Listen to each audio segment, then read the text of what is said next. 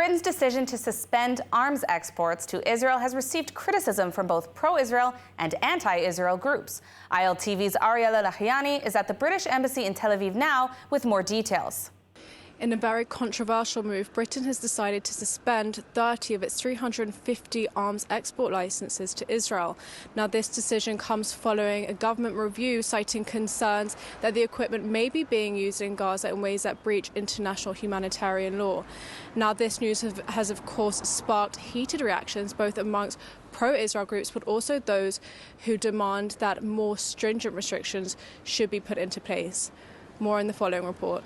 British Foreign Minister David Lammy announced the suspension on Monday, stating that there was a risk some arms exports could be used in violation of humanitarian law during Israel's ongoing conflict with Hamas. Lammy emphasised that this was not a full arms embargo, but a targeted decision covering equipment like military aircraft, helicopters and drones. Jewish groups and British politicians quickly condemned the move, accusing the government of abandoning Israel.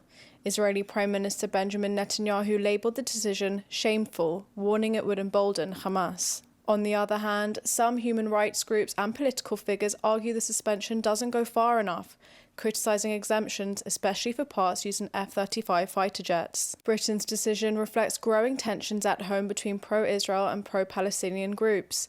Since Israel's war with Hamas began, thousands have protested, calling for a complete halt to arms sales. Polls show over half of the British public supports ending the sales, yet the suspension risks straining diplomatic ties with Israel, a key ally. British Foreign Minister David Lammy assured that this is not a judgment on Israel's right to self-defence, which we firmly support.